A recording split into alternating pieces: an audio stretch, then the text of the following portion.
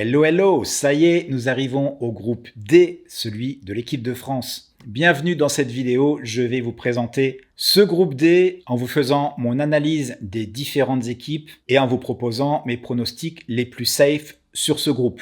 Alors je ne vais pas faire de pronostics sur les matchs dans cette vidéo, ça ce sera proposé dans d'autres vidéos que je propose quasiment quotidiennement sur cette Coupe du Monde, mais pas seulement puisque vous pouvez également recevoir mes pronostics par email. Pour cela, rien de plus simple, c'est totalement offert, il vous suffit de cliquer sur le lien pronostic offert en description de cette vidéo et vous recevrez par email les pronostics 24 heures avant les matchs. Donc ce groupe C, évidemment, la France en est le grand favori. Va-t-elle nous apporter cette troisième étoile? Mais pour cela, il va déjà falloir passer ce groupe avec de bonnes équipes, notamment le Danemark, mais aussi la Tunisie et l'Australie. Voici donc mon analyse et mes pronos les plus safe sur ce groupe. Alors la France reste favori pour gagner ce groupe, et si je remonte un peu dans le temps, figurez-vous que l'équipe de France, au mois de juin dernier, avait selon les spécialistes 18% de chances de victoire dans cette Coupe du Monde, mais est arrivée une série de mauvais résultats durant l'été, avec notamment les défaites contre le Danemark, la Croatie, et puis une avalanche de blessures. Et bien ce pourcentage est tombé à 12% de chances pour gagner cette Coupe du Monde. Alors le risque pour la France, c'est de terminer deuxième de ce groupe, puisque, sauf accident, l'Argentine devrait gagner le sien. Et à ce moment-là, eh bien, il y aurait un huitième de finale France-Argentine. Et là, je pense que ça peut être compliqué pour l'équipe de France. Mais bon, attendons de voir les premiers matchs avant d'enterrer complètement cette équipe de France. Quoi qu'il arrive, je la vois quand même se qualifier pour le tour suivant. Son concurrent direct, eh bien, une nouvelle fois, c'est le Danemark, une équipe que la France rencontre très souvent.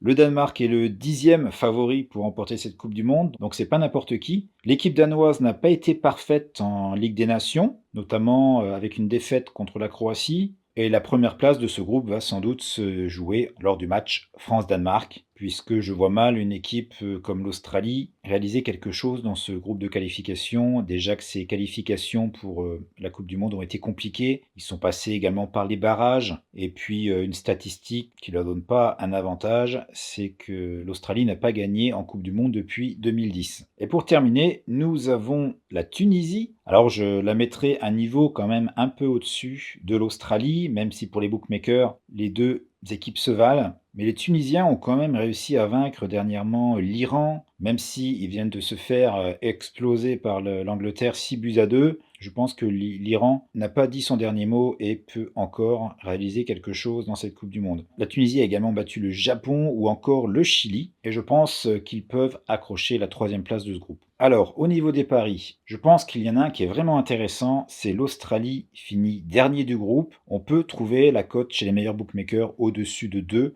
Personnellement, je l'ai à 2,04 et je mettrai 2% de mon capital sur ce pari. Et puis un deuxième pari intéressant qu'on peut jouer en combiné puisque la cote est assez basse, c'est tout simplement le Danemark se qualifie avec une cote entre 1,30 et 1,32. Donc à jouer en combiné avec un autre pari avec une cote autour de 1,35, 1,40, je pense que ça pourrait être une bonne chose à tenter. Et puis concernant ma mise sur ce combiné, tout va dépendre évidemment de l'autre match, mais je ne mettrai pas plus de 2% de mon capital. Je vous retrouve très rapidement pour le groupe E avec ce qu'on pourrait appeler le groupe de la mort.